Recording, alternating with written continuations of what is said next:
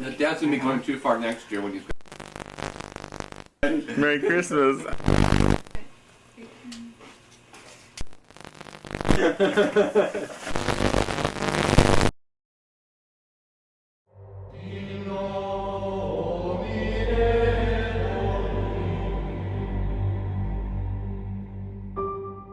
Hey guys, Vigets, apa kabar? How are you hari ini? Welcome back to Paranormal Christmas Month. Pernah gak sih kalian baca tentang kasus yang dimana 3 generasi dibunuh semuanya? Sedendam apakah si pembunuh itu sampai ngabisin 3 keturunan? Apakah dulu buyutnya pernah perang lah sama siapa? Atau pernah ada kesalahan fatal dengan grup Yakuza? Atau Indonesian style yang saling mengirim santet? Bukan. Ini kasus yang akan gue bahas terjadi di Amerika Serikat dan pembunuhannya ini dieksekusi di malam ketika mereka semua lagi berkumpul hangat dengan keluarga tercinta. Kalian udah lihat di judul di thumbnail. So here's Paranormal, pembantaian hari Natal keluarga Anderson. Let's go.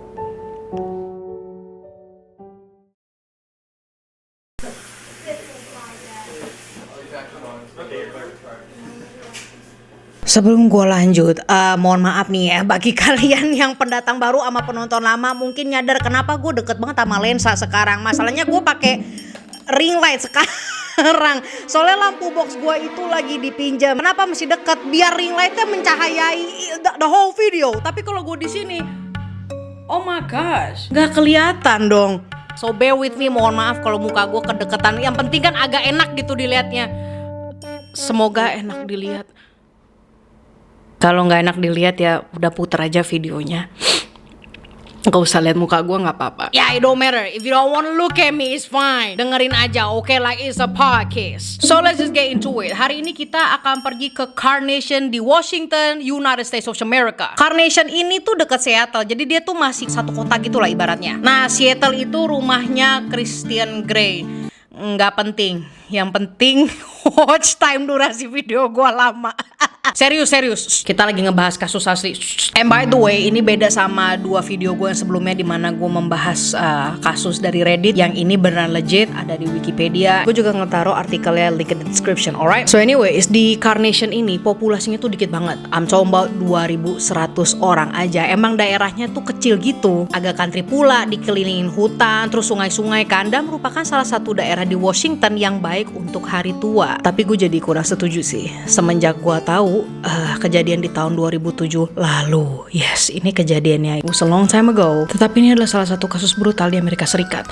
So, let me continue. Well, like I said, populasinya itu cuma 2.100-an orang. Nah, salah satunya adalah Judy Anderson dan Wayne Anderson. Mereka adalah pasutri pensiun yang udah sepuh. Pasangan ini juga punya 1 anak laki-laki dan 2 anak perempuan. Wayne Anderson atau sang bapak keluarga ini adalah pensiunan insinyur Boeing. Insinyur pesawat terbang dong selama 27 tahun. He rich. Beneran kaya nggak tuh? Iya, mereka ini sampai loh beli lahan besar di Carnation dan punya sungai private karena lahannya itu bener-bener di samping sungai. Dan Wayne memilih lahan tersebut karena dia mempunyai hobi memancing. Country banget gak tuh? Nah, terus gue lanjut ya ke si istri Judy Anderson. Judy ini kerja di kantor pos Amerika Serikat dari masa muda sampai dia tua ini kerjanya di US Postal Service. Dan anak laki-laki mereka yang namanya itu Scott umurnya 30 tahun dan dia juga udah menikah sama yang namanya Erika, beda 1 tahun doang, 31 tahun. Dan mereka berdua ini udah punya anak 2 masih bocil lucu-lucu. Anak yang pertama itu adalah Olivia umurnya 5 tahun dan adeknya he's still a baby umurnya itu 3 tahun. Jadinya si Wayne sama Judy ini udah punya 2 cucu. Dan lanjut, si Scott ini kerja konstruksi ya, construction worker di daerah Washington juga. Tapi dia ini tinggalnya bukan di Carnation, di kota atau area lain yang namanya Black Diamond. Keren banget ya nama-nama daerah di luar negeri gitu kan. Black Diamond, berlian hitam. Lah kita mah paling keren gitu ya, Situ Patenggang. Anjay, udah kayak nama buku legenda. Nah, menurut kalian di Indonesia paling keren tuh daerah mana? Namanya daerah atau kota, provinsi? Coba taruh di kolom komentar. I wanna know what you think. Maaf, malah kemana-mana. Bagi pendatang baru ya inilah Sasha Marisa, YouTuber yang suka-suka sendiri mau ngomong apa. Tapi gue tetap konteks pembahasannya tetap ada dan tidak dilupakan seperti itu. Like and subscribe y'all. Balik lagi kita ke Scott. Dia udah nggak tinggal lah sama orang tuanya. Begitupun juga kakak pertamanya, yaitu yang perempuan namanya Mary. Dia juga tinggal di luar kota, malahan umurnya tuh jauh lebih tua daripada Scott. Nah, yang paling bontot, kan dia punya 3 anak ya. Yang paling bontot itu adalah Michelle. Michelle ini umurnya masih 29 tahun. Jadi gini kan tadi gue bilang tuh, kalau keluarga Anderson ini orang tuanya kan punya lahan besar. Nah, terus si Michelle ini di pekarangannya nggak beda gedung lah. Mereka nggak di bangunan yang sama, oke? Jadi jatuhnya dia tuh masih tinggal sama orang tuanya. Apa iya? Dimana kakak-kakaknya yaitu Mary dan Scott itu udah pada punya pasangan, si Michelle ini tolak kejombloan. Michelle ini berpacaran lah sama yang namanya Joseph Thomas McEnroe. Mereka ini udah menjalani hubungan selama 5 tahun. And no damn ring on her fingers. That's red flag. Nah, pada saat itu Tinder kan belum ada ya. Jadi mereka tuh masih pakai online dating website-website gitu yang diketemuin di Facebook, I don't know. Tapi yang gua dapetin adalah si Michelle ini ketemu dengan Joseph melalui website online dating fantasy. Fantasi apaan anjir? Gue nggak tahu detailnya ya. Pokoknya mereka ketemu di website online dating untuk orang-orang yang demen berfantasi. Dari awal aja udah salah, but here goes. Get San Jose on there. As the world turns. We are talking from you. So what happened? Sebelumnya di tahun 2004 mereka match kan tuh, dan gak pakai lama yang namanya remaja bule gitu ya, langsung tinggal bareng. Tapi pas tahun itu mereka belum tinggal di pekarangan ibunya ya. Si Michelle tuh masih kayak, you know, I'm an independent woman. Dia pergi ya, pindah lah ya ke daerah Falls City, Washington untuk meniti karir bersama si pacar ini, si Joseph McEnroe, dan punya tempat tinggal bareng biar bisa beraktivitas persetubuhan dengan bebas dan tanpa batas. Tetapi bukan di apartemen, melainkan mobile home, kayak trailer gitu. Jadi gue kasih lihat aja fotonya ya, daripada gue susah deskripsinya, yang bisa digeret dan diangkut. Karena pada saat itu ya mereka masih muda ya, belum mampu tuh untuk sewa apartemen maupun flat. Jadi menggunakan tabungan mereka berdua untuk sewa mobile home aja deh. Lebih murah dan maintenance-nya itu masih bisa mereka manage. Is it really? You don't say. Nah, di kertas application penyewaan mobile home-nya ini, di situ kelihatan lah bahwa si Michelle ini kerja sebagai satpam malam di perusahaan Nintendo dan Joseph ini kerja di swalayan Target. Dan bagusnya sih mereka atas telat pembayaran gak pernah ada. Cuma para tetangga sekelilingnya menyebut mereka misfits atau orang canggung yang aneh, kleng. Salah satu tetangganya bilang bahwa ini pasangan tuh nggak mau sama sekali yang namanya eye contact. Bahkan ya mereka saking anehnya itu, ketika mobil lewat depan ya, lewat doang loh, dia marah-marah kayak, what the hell are you doing? Stupid cars, mobil bego. Buset, gua sampai muncrat, kesian mikrofon gua. Dan tetangga lain pun juga jadi takut tuh untuk ngebolehin anak-anaknya main keluar gitu, karena mereka pernah dong teriakin anak-anak itu yang padahal mereka nggak ganggu, cuma lewat doang di lahannya mereka. Selain itu, saking sensitifnya ini pasangan, masa kucing lewat lagi mandi lidah aja dilemparin barang. Terus ada nih si tetangga ketiga yang kita panggil aja Jugo, kependekan dari Juragan Gosip. Ya, si Bu Jugo ini lumayan kenal lah dengan mereka semenjak ini pasangan sempat ada masalah lah sama mobile home-nya dan dibantuin sama si Bu Jugo ini. So what happened? Si Michelle bercerita lah, orang tuaku tuh sebenarnya orang kaya, mereka punya banyak uang dan sepertinya nggak pernah habis. Tapi aku sangat susah loh di sini. Bu Jugo jadi bertanya-tanya kan kayak, iya masa orang tua kaya nggak mau ngasih uang sepeser pun?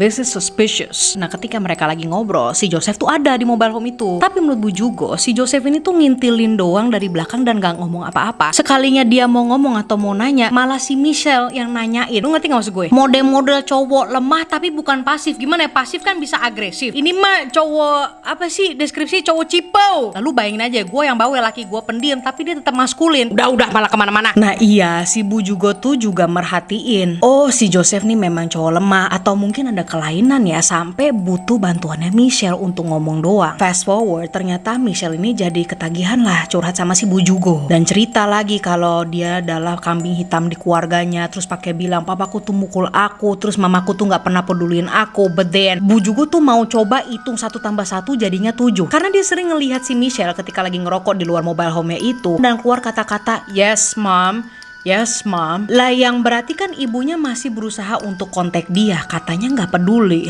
Terus begini-gini, lu dengerin baik-baik ya, karena nih namanya banyak banget dalam kasus ini. You gotta listen to me carefully. Nonton video ini 3 kali lu baru paham. Okay, you ready? Take some notes. Ada nih yang namanya Linda. Sabar, Linda ini merupakan best friend atau sahabatnya Bu Judy. Judy ya, bukan Jugo. Judy itu emaknya Michelle, Jugo itu Juragan Gosip, tetangganya si Michelle. Oke? So Linda dan Judy ini tuh itu sahabatan dan mereka kerjanya di tempat yang sama pula. Dan ada apa nih kok tiba-tiba ngomongin Linda? Lu masih inget kan tadi katanya si Michelle ke Jugo bahwa ibu gue gak peduli sama gue. Berani sumpah mati dia testify di pengadilan bahwa Judy ini selalu cemas akan Michelle. Bahkan teksnya sama Linda itu mayoritas curhatan tentang Michelle. Kayak Michelle kabarnya gimana ya, apa dia baik-baik aja sama Joseph. Itu satu. Terus kita balik lagi ke si Jugo. Kenapa dia gak percaya? Karena wong ibunya itu selalu visit sebulan sekali ke trailer home-nya si Michelle dan Joseph ini untuk ngasih supplies, makanan dan lain-lain. Selalu dibawain box container yang isinya keperluan-keperluan untuk Michelle dan si Joseph. Akhirnya si Bu Jugo ini juga kenalan dengan Bu Judy, Jugo dan Judy. Alright, tadi semua itu tentang testify-nya para tetangga plus si Linda. Sekarang gua lanjutlah sama seorang cewek yang namanya Jennifer. Siapa lagi Jennifer, banyak kan namanya. Jennifer Chandler, yaitu adalah teman SMP-nya si Michelle yang pada suatu hari ngunjungin lah trailer home-nya mereka. Menurut Jennifer, di dalam mobile home-nya atau trailer home, sorry ya kalau gua kebalik-balik, tempatnya Michelle itu berantakan dan banyak sampah. Begitupun juga appliances-nya yang rusak. Dan yang paling keciri banget adalah seluruh jendela di dalam mobile home-nya itu ditutup pakai plester hitam. Mereka ini ketakutan di stok sama tetangganya dan Michelle tuh takut juga dicolong barang-barang yang ada di dalam. Barang apaan lah, bubu. But who knows, they got treasures, nobody knows. Terus Jennifer juga menambahkan bahwa Joseph itu adalah orang yang aneh. Dan ketika Jennifer mengunjungi, si Joseph ini tuh bisik-bisik ke Michelle gitu loh. Baru si Michelle menyampaikan. Terus ketika si Joseph itu mau nimbrung Michelle dan Jennifer, dia malah ngomongin tentang spirit guides. Y'all know everybody and their mama have spirit guides and I have nothing against them. Bagi kalian yang anak indigo pembaca tarot ya atau ahli zodiak, kalian tahu kan ya spirit guides itu apa. Gue bakal jelasin tapi lu tahu Sasha Marisa kalau ngejelasin itu bikin IQ orang jadi jenius. Jadi tuh spirit guide kayak ibarat roh atau malaikat atau leluhur yang menjaga lu, nge-protect dan berpotensi untuk ngebantuin hidup lo. I think that's spirit guides. Kalau gue salah, kolom komentar, nggak apa-apa biar comment section gue rame. Jelasin spirit guides. Thank you for those. Nah si Joseph ini percaya bahwa roh-roh penjaga dia itu ngomonglah sama dia setiap hari dan ngasih tahu dia untuk jalani hidupnya yang benar. Terus dia bilanglah ke Jennifer kalau Michelle tidak akan pernah lagi untuk balik ke rumah orang tuanya. Ternyata di tahun 2017 Michelle dan Joseph selesain kontrakan mobile home-nya dan balik ke Carnation menuju ke rumah orang tuanya untuk tinggal di sana di sebuah trailer lagi yang dimiliki bapaknya, yaitu si Wayne Anderson. Ya sama-sama mobile home ya atau trailer, jadi auranya tuh masih sama tapi setidaknya nih punya bapaknya lebih besar dan plus mereka nggak ada tanggungan lagi gitu loh. Tetapi semuanya berubah ketika mereka datang.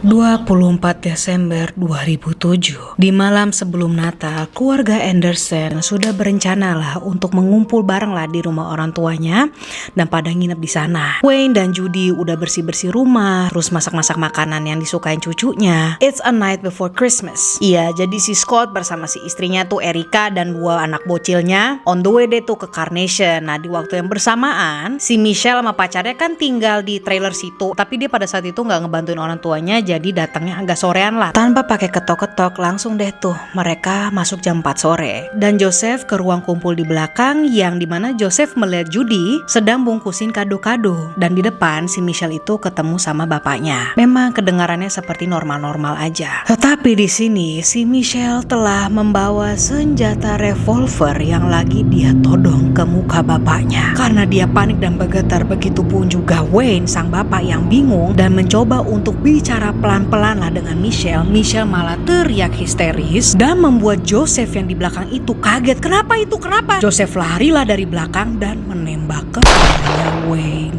Suara tembakan tersebut membuat Judy, sang ibu keluarga, kaget dan sebelum ia bisa mengerti ada apa dengan suaminya di ruangan depan, Judy disambut dengan Michelle dan Joseph lalu ditembak 3 kali di bagian kepala dan badannya. Pasangan ini langsung menyeret badan orang tuanya dan taruh jasadnya di gudang belakang. Ya jatuhnya itu rumah gubuk or a shed. Terus darahnya yang di dalam rumah itu cepet-cepet mereka bersihin pakai anduk doang. Sejam kemudian, lebih tepat tepatnya jam 5 sore. Scott bersama istri dan anak-anak ya baru dateng lah. Mereka langsung taruh-taruh barang di karpet dan jogrok dudukan di ruang keluarga yang di depan. Scott yang baru aja nyenderin punggungnya, si Michelle datang deh tuh dari belakang dan ngomong, "Mana duit gua? Lo masih ngutang banyak." Scott yang bingung dan keluarlah tuh ya kan sebuah argumen, tapi sebelum dapet solusinya dia ditembak sama Michelle berkali-kali. Erika si istri kaget dan Michelle kan panik ya, oh iya ada satu orang lagi nih.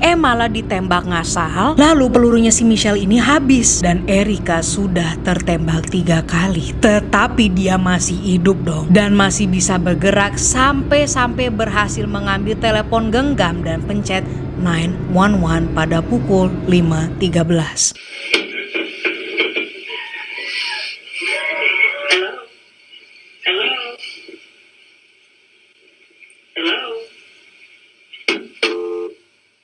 Joseph datang untuk ngebantuin Michelle dan teleponnya itu buru-buru dibanting sampai baterainya itu mental ya keluar dan Erika mohon-mohon nangis, "Jangan bunuh saya." Dan Joseph tetap menembak kepalanya. Pasangan sadis ini langsung mengalihkan perhatiannya kepada anak-anaknya Erika dan Scott. Yang paling kecil yaitu Nathan lagi mainan baterai yang tadi mental itu dan Olivia si 5 tahun nangis ketakutan dan ditembak duluan sama Joseph. Sementara Nathan, anak 3 tahun itu masih mainan baterainya dan tangannya ngangkat-ngangkat gitu buat balikin baterainya ke Joseph. Yang namanya pembunuh ini gak ada hati, itu anak 3 tahun ditembak juga. Dengan 14 peluru milik Michelle dan Joseph, mereka telah membunuh 3 generasi keluarga Anderson.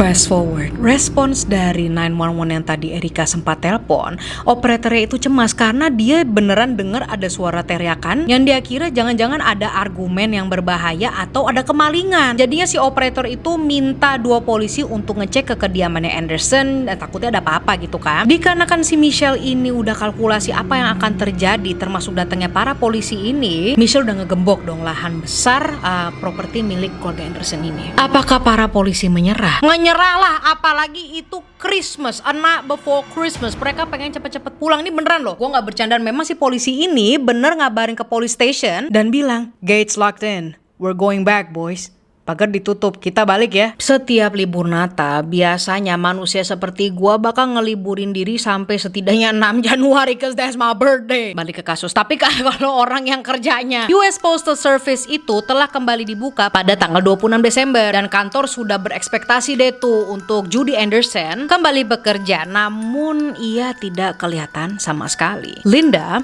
yes ini Linda yang tadi udah gua mention. Linda ini merupakan coworker dan sahabatnya dia juga. I'ma remind you again, dia cemas nih karena modelan Judy itu selalu ngabarin, bahkan ya baru jalan-jalan bareng loh beberapa hari yang lalu sebelum hari Natal dan ini nggak ada kabar sama sekali. Linda tuh feelingnya nggak enak, takutnya kenapa-kenapa, apa sakit, bannya bocor ya kan. Dia nggak tahu, ya udah dia pergi deh ke kediamannya Judy pada jam 9 pagi. Ketika dia sampai ya dia ketemu sama masalah yang ditemuin polisi kemarin, yaitu pagar digembok. Tetapi karena Linda itu orangnya punya akal sehat, logis dan praktis, ya dia tinggal muterin aja. Kayaknya gue punya foto lahannya, jadi emang ada pagar besar, tapi kalau lu puterin dikit itu juga masuk ke dalam lahannya Anderson. You get what I'm saying here? Jadi si polisi itu cuma males.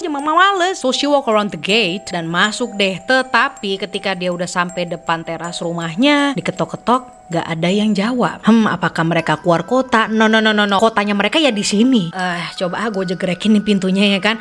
Gak dikunci dong. Dia buka pintunya. "Judy, morning Judy." Linda melihat jasad Scott di sofa, Erika dan bayi Nathan di lantai, dan Olivia di ujung ruangan. Tanpa mikir keselamatannya sendiri, Erika langsung lari ke kamarnya Judy, mau cek apakah mereka masih ada atau hidup. Ternyata nggak ada pula. Dia langsung telepon 911. 911? There's been a murder. There's 3 people dead that I can see right now. I just came up. She works with me. Inside the house? Yes. What do you see? There's a baby and a man and a woman, and she's my best friend.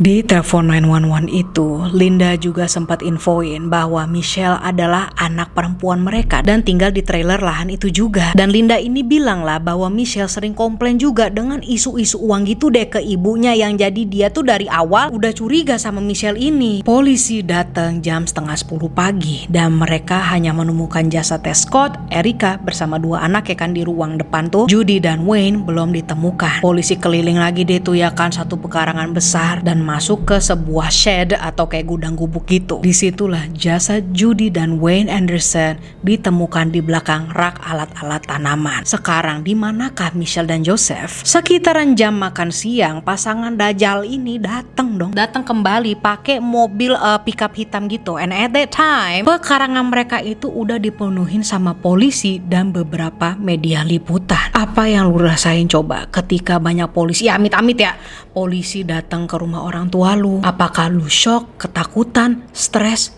Tidak untuk mereka ini. Mereka datang like it's a normal Tuesday. Bahkan pihak kepolisian pun juga bertanya-tanya karena mereka nih sama sekali nggak nanyain orang tua mereka. They never ask about the parents. Kata-kata pertama mereka itu bukan itu. Yang Michelle bilang apa coba? Can we get in? Kita boleh masuk nggak? Langsung deh tuh mereka dapat sesi Q&A sama polisi. Dah mampus. Yang satu dibawa di dekat mobil polisi, yang satu lagi nggak tahu di mana. Pokoknya mereka dipasain lah. So the Q&A session started dan Michelle tuh bilang, kita nih menghabiskan waktu Natalnya di Las Vegas.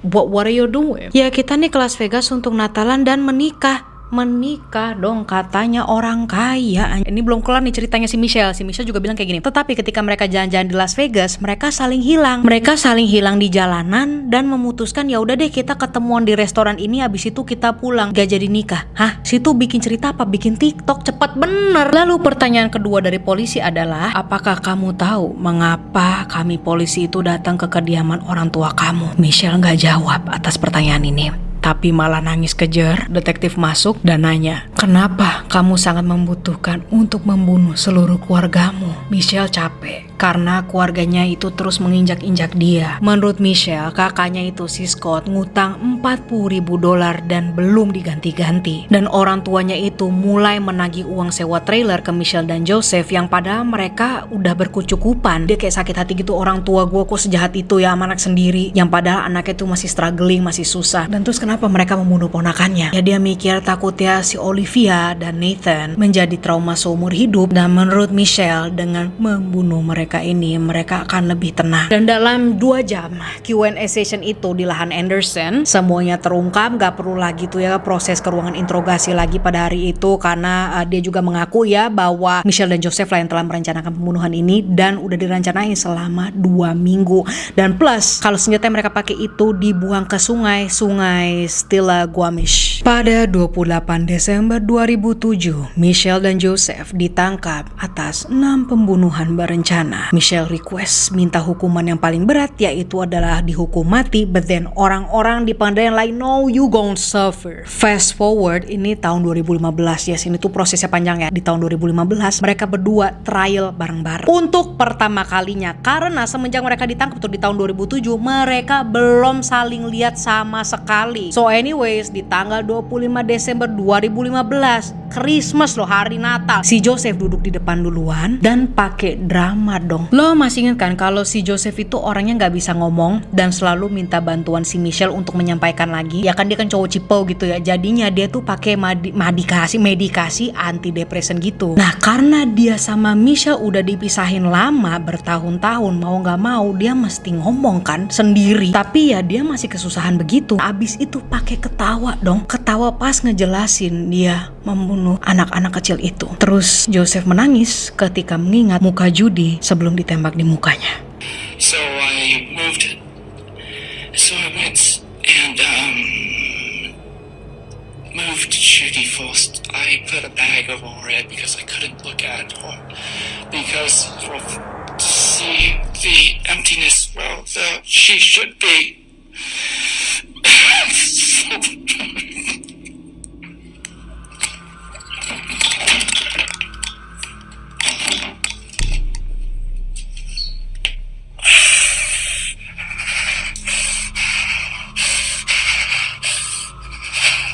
Joseph juga menambahkan bahwa Michelle lah yang telah memanipulasi dia. Pada 13 Mei, dia dihukum penjara seumur hidup tanpa parole, no nothing, just prison for life. Setahun kemudian, Michelle masuk ke pengadilan lagi dan menyatakan bahwa dia itu dulu di-abuse, dipukulin sama orang tuanya dan kakaknya itu Scott. Tapi ini dapat mixed review gitu loh. Apa ya, bukan mixed review bahasanya, tanggapan yang berbeda-beda. Karena begini, di confession tape-nya si Michelle ini nge-mention tentang duit selama 75 kali. Sementara pengakuannya dia bahwa dia itu dipukulin hanya 2 kali. Jadinya dia itu dihukum sepanjang hidup. Maksud gua prison for life, no parole, no nothing. Requestnya dia pengen hukum mati itu nggak di-granted. At the end of the day, mereka berdua tidak akan melihat kebebasan lagi dan hidup tua di penjara.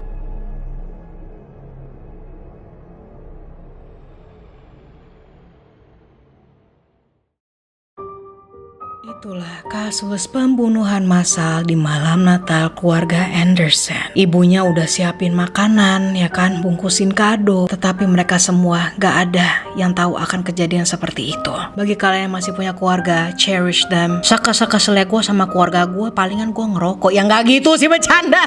I'm a good, what are you talking about? Terus balik lagi, what was I talking about? Oh yeah, cherish your family, it's a Christmas night, you know, Merry Christmas, yo. Dan bagi kalian yang ada halangan ataupun nggak ada keluarga untuk Natalan bersama, ya untuk ngumpul bareng-bareng, feeling kalian itu sedih ataupun kesepian itu valid. Tetapi malam Natal itu nggak cuma tentang kumpul keluarga. You can do it with your friends, have a Christmas dinner. Kalau misalnya teman-teman kalian juga pada sibuk sama keluarganya, that's okay. Kalian bisa buat tradisi sendiri, you know, mulai nonton film-film Harry Potter, something Christmassy, Home Alone 1 and 2, buat makanan spesial. Apalagi bagi kalian yang kayak demen-demen masak, bake some cookies, yo. Terus dekorasiin kamar lu pakai pohon Natal yang kecil itu loh, yang imut-imut estetik, and play some Christmas song, dengerin lagu Natal dan berdoa and pray. I'm not joking here. Kalian doa bahwa someday atau suatu hari nanti kalian akan Natalan lah sama keluarga kecil kalian, whether it's husband, wife, or children. Kenapa gue yang mau nangis ya? So let me pray for y'all.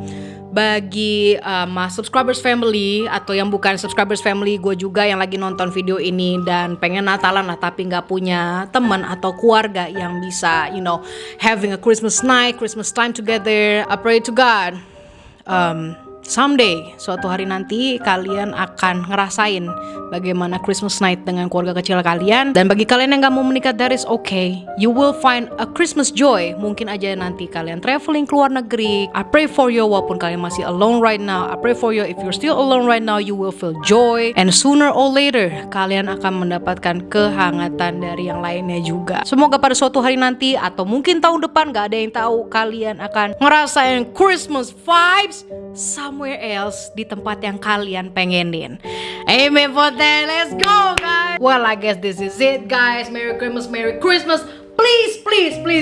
Ini kan video gue lumayan panjang ya. I'm so proud of myself. Gue pengen lihat pohon Natal kalian atau kue apa yang kalian buat. You know, whether your cookies or like kue lemon cake, carrot cake. Gue suka carrot cake by the way. Kalau ada yang mau ngirimin gue, I love me some carrot cake. Cepat story di Instagram kalian. Gue pengen lihat pohon Christmas kalian atau dekorasi Natal kalian di rumah. And then tag Sasha X Marissa, alright? Pasti gue bakal repost. Apalagi di backgroundnya gitu ya, atau di depan pohon Christmasnya ada layar gitu menunjukkan nonton Sasha Marissa. Muka gue itu mesti eksis. Kan udah cakep-cakep nih buat video begini. You know, you gotta show me some resources. And again, Merry Christmas and Happy New Year, y'all. Gue tetap ada konten sebelum New Year. Don't worry about it. Sebenarnya ini mau gue upload di malam sebelum Christmas gitu kan ya. But then, you know, I'll be editing myself, yo. So I will see you in the next video.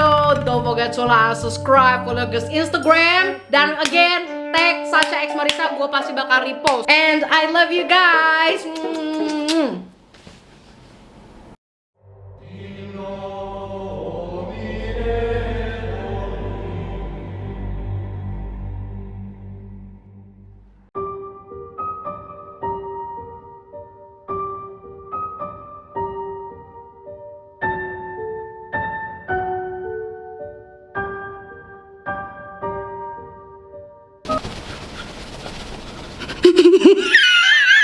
Pendatang baru antara mau subscribe atau ngedislike video gue. Pada datang ke sini mau cari informasi kasus malah ketemunya gua yang lagi